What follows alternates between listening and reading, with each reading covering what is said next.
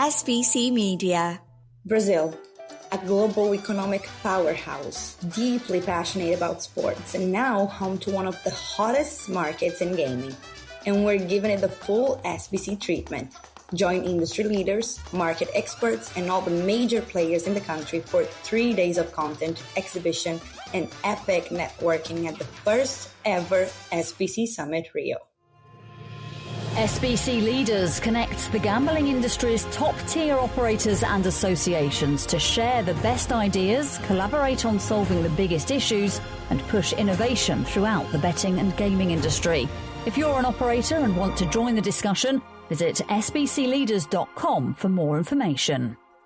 Hello and welcome to another episode of iGaming Daily, sponsored by SB Summit Rio. I'm your host for today, Connor Porter, senior journalist of Casino Beats, and today I'm joined by two editors of the SBC News team. One of them has switched roles now onto my end of the field on Casino Beats. It is Joe Streeter, now editor of Casino Beats and Slot Beats.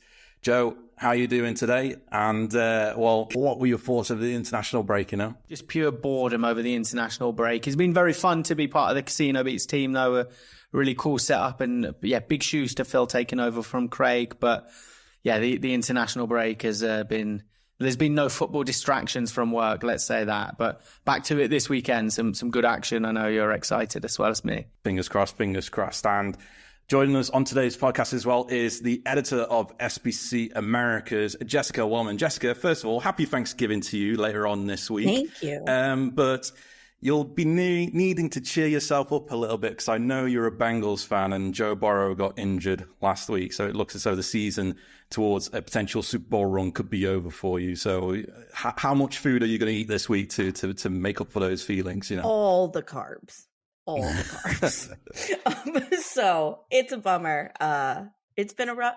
We felt like we were finally getting it together, but I'll just have to root fantasy for the rest of the season to make up for my team not really gonna be putting anything together. Well, for me and myself, I'm a Vikings fan, so I don't know whether or not the team will be going to the Super Bowl, but that will be one of the destinations that we're going to today, of course. Las Vegas, hosting the Super Bowl next year in 2024 in February, part of what has been a flurry of sports going to the city over the past half a decade or so.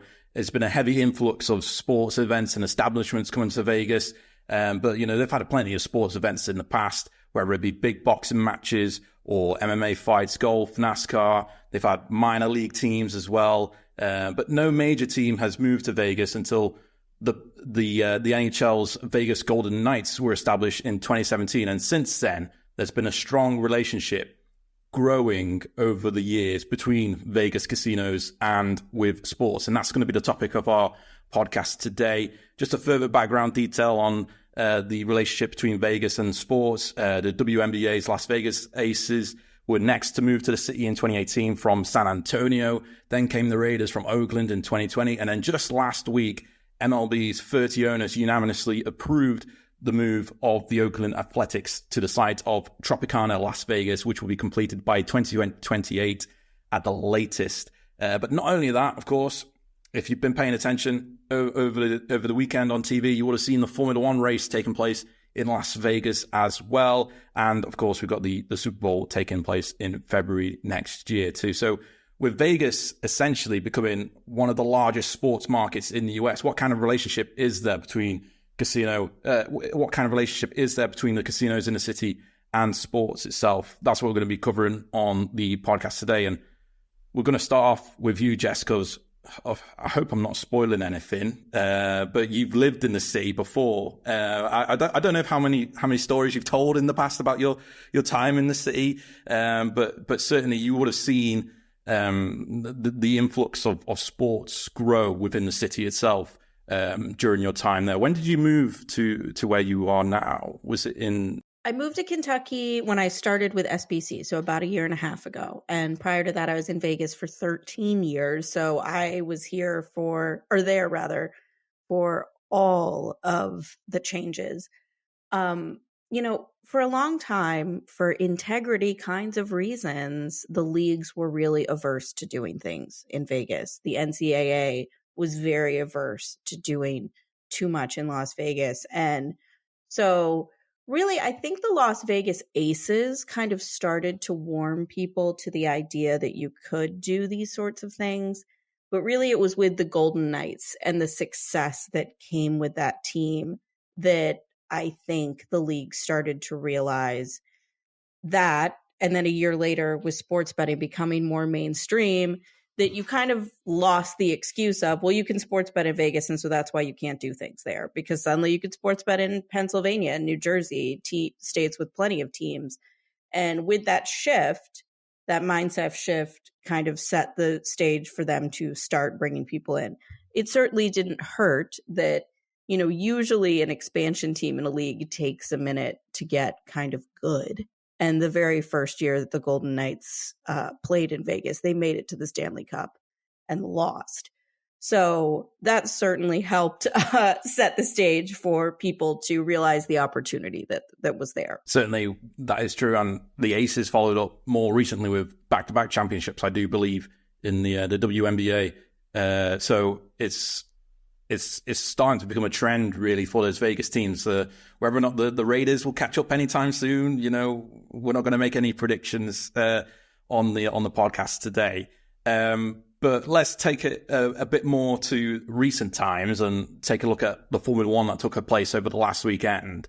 It was a great event on track itself, barring a incident that happened in the first practice where a drain coverage got pushed up into the air because of the pressure of the cars going past it.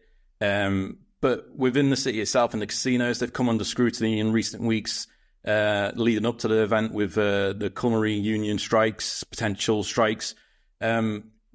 Jess, what kind of atmosphere has been within the city itself between the casinos and, the Formula One itself when it came into town? Because it felt as though from the initial announcement, when all the casinos were involved, it was quite positive. Yeah, I think, like I said, we got very lucky with the Golden Knights. The NFL has proven to be a very big success for the city in terms of bringing tourism dollars in, that when this was announced, everyone was very excited.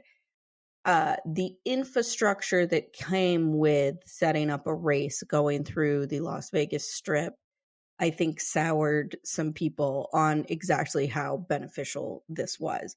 My friends that live there and work on the Strip were telling me that 15, 20-minute commutes were turning into 2-hour commutes. When I was in Las Vegas for G2E in October, even then, the infrastructure stuff that was going on was causing major delays to get from one place to another on the Strip. You had surge pricing on Uber and Lyft. And then we started to kind of see that the week leading up to the race, occupancy was not where it needed to be. The assumption was everything was going to be sold out. The assumption was there was going to be this huge demand. And over the past few months, prices continued to drop. And an American writer said that on the Wednesday, which granted was like the first day of the whole event, he managed to get a room at the Flamingo for $18. So I think you're not going to really understand the full economic impact of it until we see kind of revenue reports coming from the Gaming Control Board next month. But you have to think about how much time and displacement has gone into readying for this race. And then think about the fact that it's going to take another 8 weeks for them to take this stuff apart and cause disruption too, that it's a little different than building a stadium and having construction one time and then the stadium's there. Yeah, that's true. Joe, you got anything to add in particular on that event itself last weekend, the Formula One? Already mentioned about the culinary union potentially could have gone on strike that weekend. So there's been quite a unusual build-up, shall we say, towards the event. But personally, from a fan's perspective, it paid off. So it could potentially have more success in the future once they get things sorted more, the casinos and that. Yeah, the actual event was a success in terms of, I guess, the sporting event that took place on the day or over the 2 days. There were issues with the practice run, but what I would say is, as just mentioned, that the logistics of hosting an F1 race are far greater, far more complex than they are of really most other sports. So that really brought about challenges, both economically and just logistically, bringing it to the city, such a densely populated area as well. The other thing is I think they can really count their blessings that the strikes were avoided, because any more obstacles, and I can't imagine how much more clunky it would have been. It's also worth mentioning, you mentioned the water pump being raised off the ground. That did lead to the practice run being cancelled. A lot of people paid money for that. And a legal case has been brought about off the back of that as well. So, the negative headlines over the casino strikes beforehand, they will have wanted to avoid any negative headlines in the aftermath, but I don't think Vegas is going to fully avoid them. I think there will be some in relation to the practice run that was cancelled. But as you say, it was purely as a spectacle. There were elements that were absolutely incredible. So, if it can become a regular thing, if they can build off of this, if they can learn from the mistakes and try and smooth over some of the logistical challenges, it can really be a cool thing. And it's interesting to note the global sort of economic landscape that this event falls in. To me, I'm a fight fan. Vegas has always been the capital of fights, and now there's an extra competitive element to that with the Middle East, the rise of the Middle East. We've seen Abu Dhabi, Dubai, Saudi Arabia, all hosting big spectacles in terms of fights, and that's replicated in other sports as well. So I wonder if there was extra emphasis on Vegas to really try and make this an incredible event and try and make this something that was a real spectacle, so they can continue to elevate their status as the leader of sports and the leading home for this type of innovative sporting event as the Middle East continues to grow. Jess, I wonder if you could comment on that, actually. Is there a little bit of a competitive edge now that we've seen cities in the Middle East grow? I think it's still trying to conquer the United States, to be honest, and protect it there, that I haven't heard as much about international. But you make a very valid point that I think this was kind of the first event that I can really think of that had that international draw as a sporting event. When you're talking about the Super Bowl and NFL teams and that sort of thing, you're really talking about an American audience that drawing some of those international high rollers in for this kind of spectacle, I do think opens the door for it to become more of an international player. Certainly, and casinos over the years, as you mentioned, Joe, they've hosted big fights in the past in Vegas. Essentially, Vegas is experts when it comes to putting on these kind of events, especially the casinos with the capacity to do so. And one of the roles that the casino operators play is partnerships with the sports themselves, whether it be what we've seen over the past weekend with PokerStars, with Red Bull. But PokerStars as well, they had an extra special event in the build-up to the event itself, the Formula One race. These kind of promotions help Vegas keep on to that elite level, as Joe was mentioning, when it comes to competitiveness for these sporting events. So what kind of roles do casinos play when it comes to bringing people in to not only see these events but into the casinos themselves? With these partnerships, Jess, what have you particularly seen that that's caught your eye in this sphere? You mentioned, PokerStars, the fact that Max Verstappen, is that how you say it? Verstappen. There's loads of different pronunciations. He's sponsored by PokerStars, and Red Bull Racing has that relationship. So they reinvigorated a poker tour that actually has been defunct for 10 years, the North American Poker Tour. And this was the first time that PokerStars had brought back that particular live event to Las Vegas in the lead up at Resorts World. And then they also did a bunch of VIP activations around the race itself.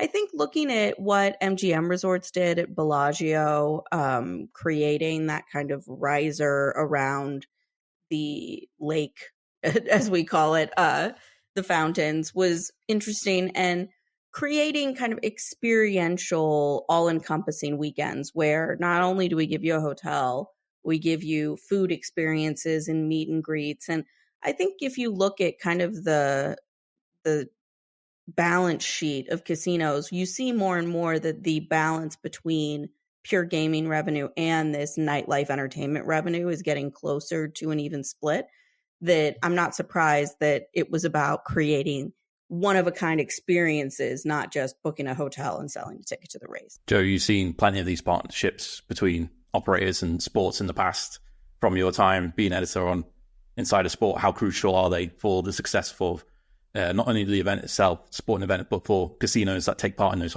partnerships? Yeah, they're massive. And it is not just about branding. It's about unique activations, unique experiences like Jess mentioned there. And I think one thing about the F1 is it really does lend itself, because I think it's quite a sexy sport. There's a lot of mechanics. It is a really cool sort of sport in terms of technology, in terms of innovation. So it really does lend itself to being part of some of these cool activations. And there was some footage I saw of an F1 car sort of revving through a casino, created a really cool scene, created a really cool environment. Few sports have that as much as F1. And something else I wanted to mention is it's certainly caught attention here in the UK on social media and stuff. And I'm sure that's the same in Vegas, is the Sphere. And we've seen the Sphere in Vegas, the new venue, integrated into the F1. The Sphere was watching the F1 through its eyes. Very, very cool. I wonder if that's something we'll see expanded upon, maybe even used in terms of these types of activations. I'm not sure how well that's been received in Vegas, but yeah, really interesting. The Sphere has made a big impact in Vegas right away. I will say its financial woes are getting a bit underreported. I mean, it costs $1 billion extra than it was supposed to. It lost $100 million in its first quarter of operation. The CFO just left. This is not the sign of like a financially solvent project. And I think it kind of begs the question. I think F1 kind of begs the question, are we doing too many events in Vegas? Can Vegas really sustain this kind of situation where you have T-Mobile Arena, you have Allegiant Stadium, you now have the MSG Sphere, you have performance venues at every casino? There's only so many tickets and people and acts to sell and to book that I think we are reaching, saturation on this. Again, just following the people that I follow that live in Vegas, I know the Vegas residents are not happy that this is a 10-year deal with F1. The mindset in Vegas is that this was a big mistake.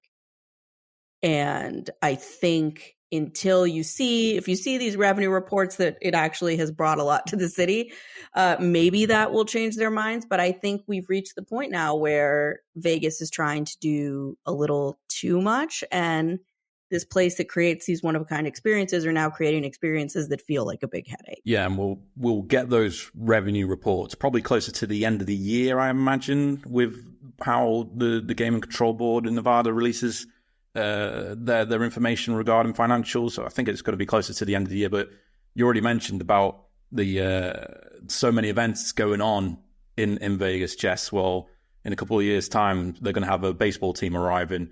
And of course, if you may have seen in the news over the past week, Oakland A's have been given the approval to move to the city, building their new stadium on the site of the Tropicana, which is either being redeveloped or just completely flattened and then built again. I'm not too certain which one it is. I've seen conflicting reports really about it, but it's an interesting further development, Jess, in that south part of Vegas, and how much of an influence can that have on casinos then, bringing Major League Baseball to the city?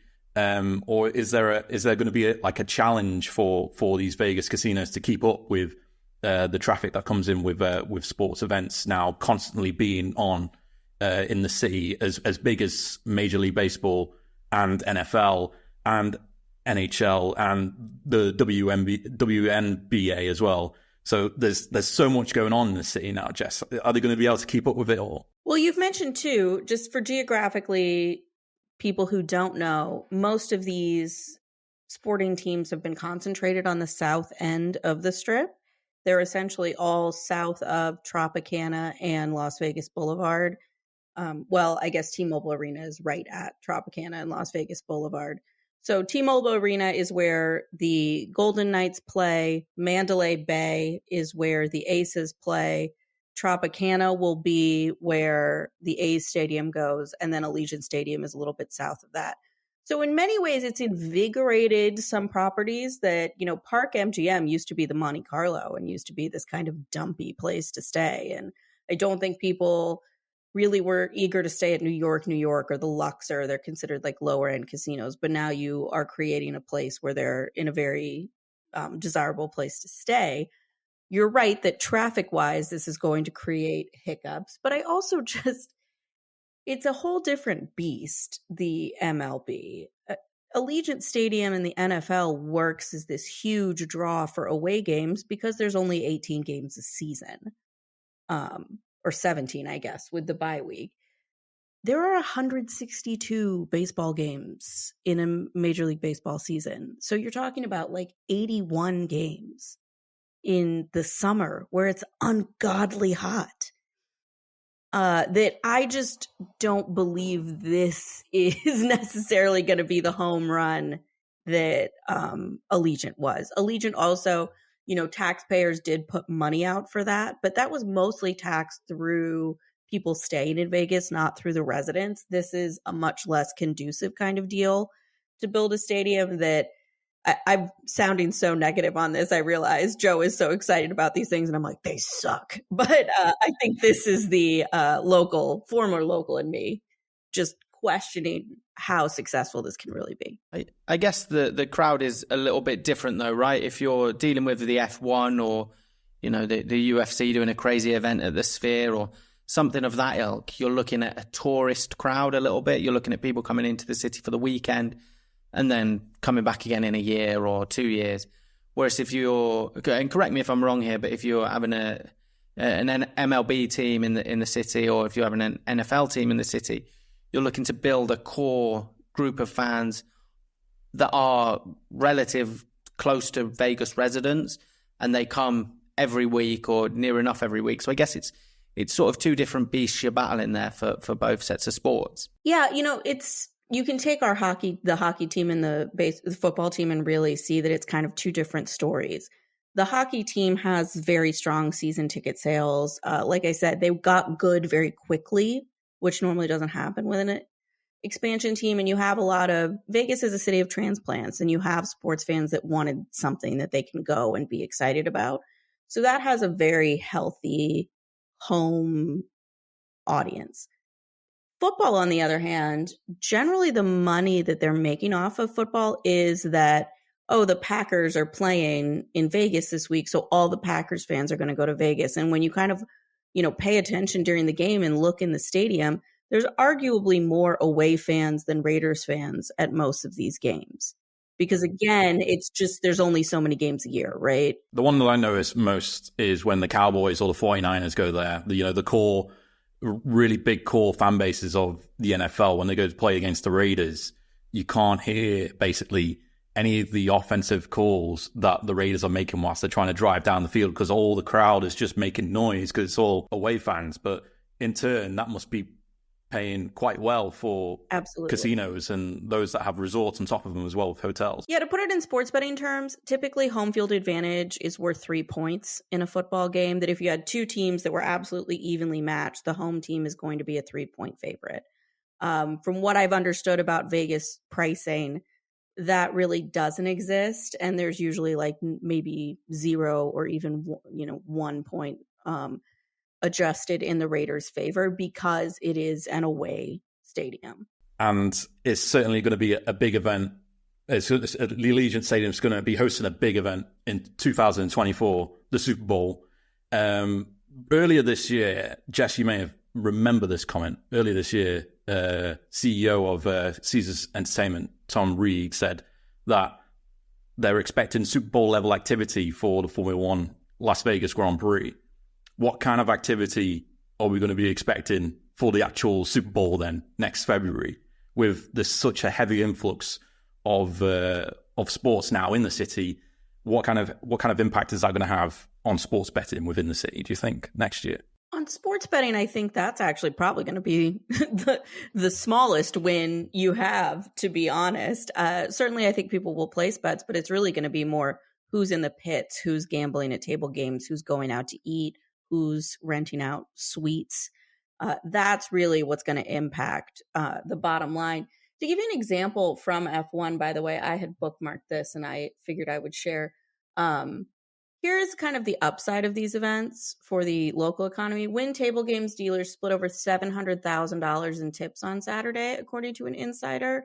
$400,000 came from a single player. Each dealer got about $2,000 in pooled tips for the night. Whereas comparably, a normal Saturday, they're making like $350. To just back up, the only thing I would say is to back up the quotes. I think BetMGM said it was a record handle on a race. So it did attract some sportsbook engagement, if nothing else, I guess. Yeah, I heard it was record handle on races. I mean, car racing is not particularly popular to wager on in the United States. That I'm not surprised. It's like, oh, really? Like, it would have been weird if it wasn't, right? Yeah.